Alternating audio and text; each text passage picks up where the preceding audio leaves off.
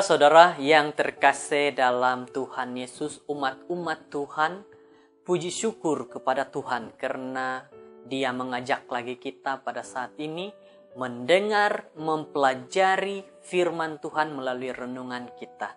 Semoga kita akan diberkati dan kita akan mendapat kekuatan dorongan daripada firman Tuhan saat ini. Mari kita sama-sama berdoa bagi meneruskan firman Tuhan kita pada saat ini. Ya Tuhan, Allah Bapa kami yang di surga, terpujilah nama-Mu Tuhan, karena Engkaulah yang sudah memberkati, melindungi, dan menjaga kami. Pada waktu ini kami akan mendengar firman-Mu Tuhan. Ajarkan kami, berikan kami hati, akal pikiran yang baik, agar kami mengerti dengan baik. Terima kasih Tuhan, sudah menyertai kami. Dalam nama Yesus. Amin. Saudara-saudara, tajuk renungan kita pada saat ini adalah mengkritik dengan baik dan membangun. Dan ayat renungan kita di dalam Kisah Para Rasul 18 ayat 26, di mana mengatakan, ia memulai mengajar dengan berani di rumah ibadat. Tetapi setelah Priskila dan Aquila mendengarnya, mereka membawa dia ke kemah mereka dan dengan teliti menjelaskan kepadanya jalan Allah. Satu ayat renungan yang sangat baik pada kita pada hari ini, di mana mengatakan bahwa ada yang mengabarkan firman Tuhan, ada yang mendengar dengan baik dan memberitahu tentang firman Tuhan. Saudara-saudara yang terkasih, mengkritik kepada seseorang haruslah bijak, karena setiap kritikan yang dibuat boleh saja dianggap baik ataupun tidak baik. Jadi, saudara, janganlah apabila kita memberikan kritikan kepada seseorang akan membuatkan dia tidak bersemangat ataupun membuat dia makin jauh daripada Tuhan. Maka itu, hati-hati untuk memberikan kritikan. Lihat kawasan, tempat, apakah yang sesuai. Memberi kritikan haruslah melihat sekitar dan orang-orang yang ada.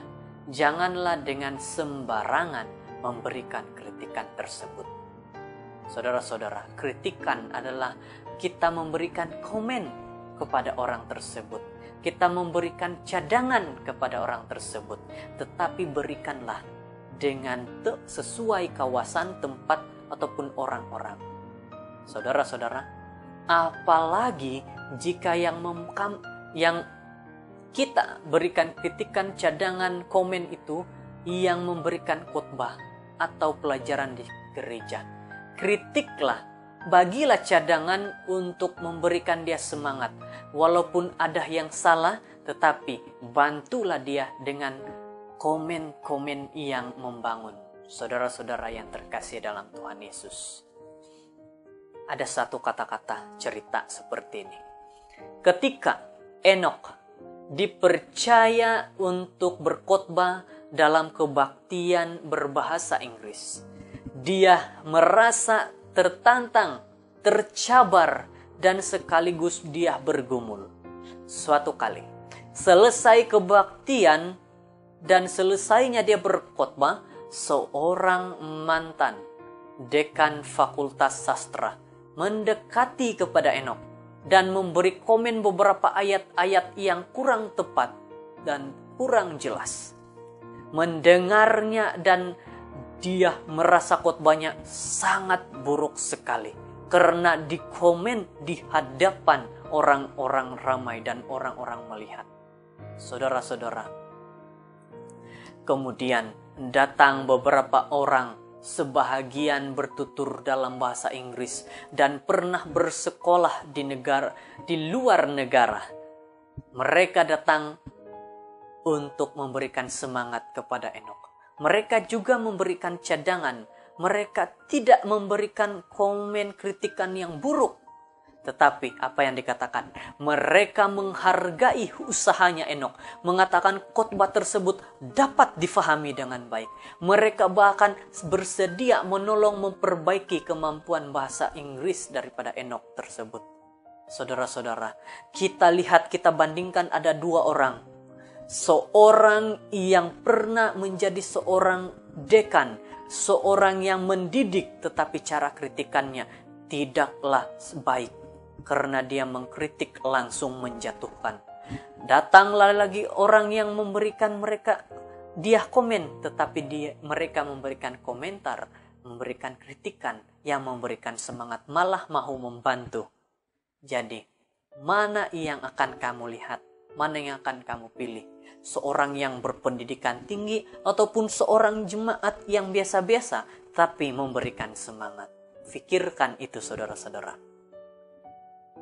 Di dalam Alkitab, tidak seperti cerita di atas, di mana Apolos, kita boleh buka itu dalam Kisah Para Rasul 18 ayat 24, diceritakan tentang Apolos, di mana Apolos seorang pemberita Injil yang fasih, mahir dalam soal-soal kitab suci.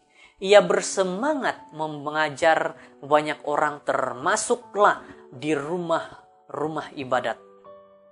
Namun, karena keterbatasan daripada pengetahuan, ia hanya mengajarkan tentang baptisan Yohanes.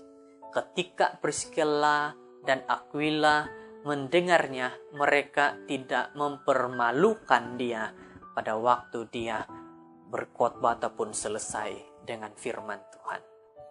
Mereka, Aquila dan juga Priscilla ini, mereka membawanya ke rumah dan menjelaskan apa yang perlu Apolos tahu. Mereka tidak hanya menunjukkan masalahnya, tetapi juga memberikan penyelesaian solusi. Hasilnya, Apolos ini menjadi seorang yang sangat berguna bagi orang-orang percaya di Akia.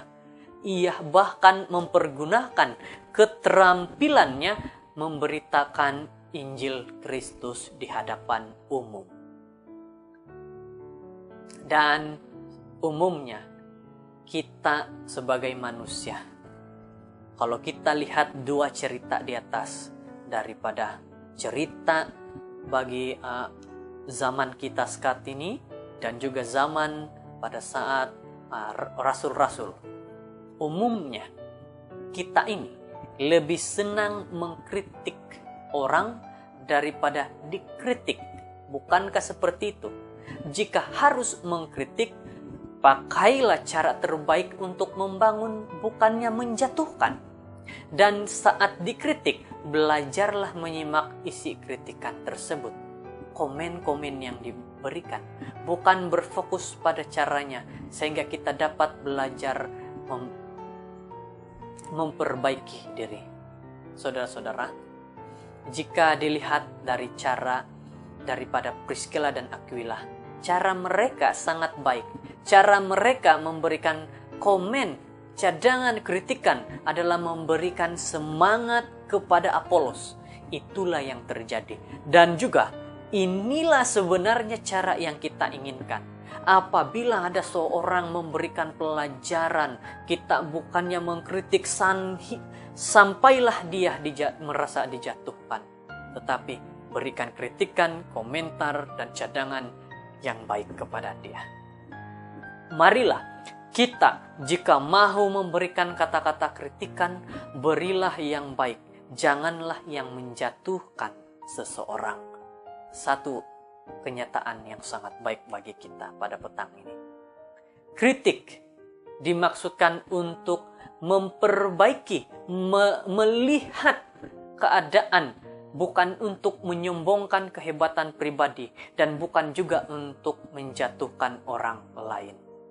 Saudara-saudara yang terkasih dalam Tuhan Yesus, satu pernyataan ayat ataupun renungan yang baik bagi kita saat ini.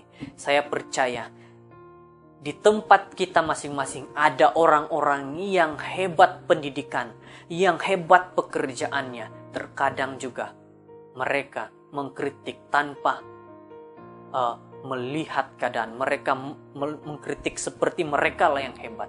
Tetapi saudara-saudara, ada juga anggota-anggota yang memang hebat, berpelajaran tinggi, tetapi mereka mengkritik dengan cara membangun.